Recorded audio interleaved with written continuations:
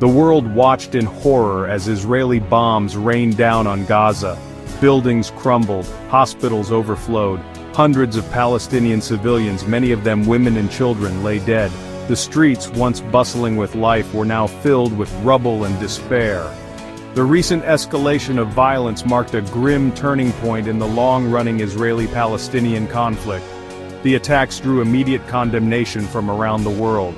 Yet, the bombs continued to fall, each explosion a stark reminder of the human cost of this intractable conflict. The international community called for restraint, for dialogue, for a ceasefire, but their pleas seemed to fall on deaf ears. As the dust settled, the true extent of the devastation began to emerge.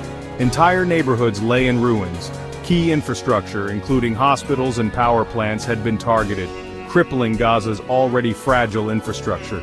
The death toll continued to rise, each number a life extinguished, a family torn apart. The world looked on, heartbroken and outraged, wondering how such suffering could be allowed to continue. The question on everyone's mind was, when would this cycle of violence end? In the wake of the bombings, Israeli Prime Minister Benjamin Netanyahu stood firm, his words echoing the long-held stance of his government. This was not aggression, he argued, but self-defense, a necessary response to the provocations of Hamas. He pointed to the rocket fire from Gaza, to the tunnels dug beneath the border, to the ever-present threat they posed to Israeli citizens. Netanyahu's words resonated with many Israelis. They had grown accustomed to the sirens, the bomb shelters, the constant fear of attack.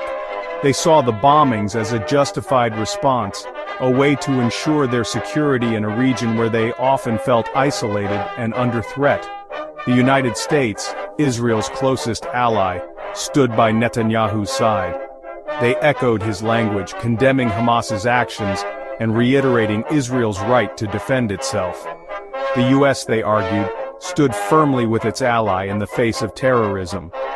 This unwavering support emboldened the Israeli government. They vowed to continue their operations until their objectives were met, until Hamas was crippled, until the threat to their security was neutralized.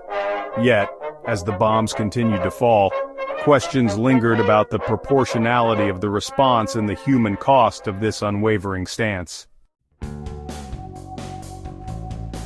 From the rubble of Gaza, Hamas leaders emerged, their voices filled with anger and defiance. They accused Israel of war crimes, of indiscriminate killing, of a deliberate campaign to terrorize the Palestinian people. They pointed to the civilian casualties, to the destroyed homes, to the shattered lives, as evidence of Israel's brutality. Despite suffering significant losses, including the death of key leaders, Hamas remained defiant. They vowed to continue their resistance, to fight for the liberation of Palestine, no matter the cost. Their words resonated with many Palestinians, both in Gaza and beyond, who saw them as freedom fighters, as the last bastion of resistance against Israeli occupation. Hamas called on the international community to intervene, to hold Israel accountable for its actions, to end the blockade of Gaza that had created such desperate conditions. They appealed to the Arab world, to their allies in Iran and Turkey, for support in their struggle. Their pleas, however, were met with mixed reactions. While many condemned the violence and called for a ceasefire, few were willing to openly support Hamas, an organization designated as a terrorist group by many Western nations. This left Hamas isolated, facing a powerful enemy with limited international support. Section 4. A world-divided global reactions to the Gaza bombings. The Gaza bombings sent shockwaves across the globe, sparking a wave of condemnation, protests, and diplomatic wrangling. The international community, as it so often had before, found itself deeply divided on the issue. The European Union, while critical of the violence, stopped short of condemning Israel outright. They called for restraint on both sides, for a return to the negotiating table, for a peaceful resolution to the conflict. Yet, their words rang hollow to many, seen as a feeble attempt to appease both sides without addressing the root causes of the conflict. From the Muslim world, the condemnations were swift and fierce.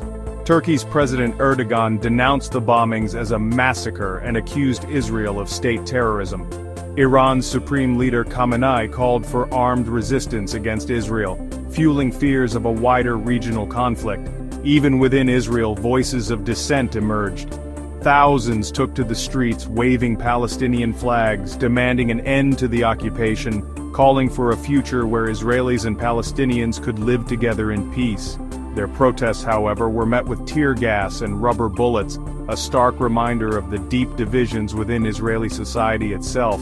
The Gaza bombings exposed the deep fault lines in the global order, highlighting the hypocrisy, the double standards, the failure to find a just and lasting solution to one of the world's most intractable conflicts. Section 5. A humanitarian catastrophe, suffering in Gaza. The human cost of the Gaza bombings was staggering. The already dire humanitarian situation in the densely populated Strip, under blockade for over 15 years, was pushed to the brink of collapse. Hospitals overwhelmed with casualties struggled to cope with dwindling medical supplies. The relentless bombing raids left Gaza's infrastructure in ruins. Power outages became the norm, plunging homes, businesses, and essential services into darkness. Water treatment plants were damaged, leaving residents with limited access to clean water, raising fears of a public health crisis. The United Nations warned of a looming catastrophe, calling for immediate humanitarian access to Gaza. They appealed for a ceasefire, for the free flow of aid, for the protection of civilians. Their pleas, however, were met with resistance from Israel, who argued that any aid could fall into the hands of Hamas. As the days turned into weeks, the situation in Gaza grew increasingly desperate. Food, water, and medicine were running low. The streets were filled with the rubble of destroyed homes, and the stench of death hung heavy in the air.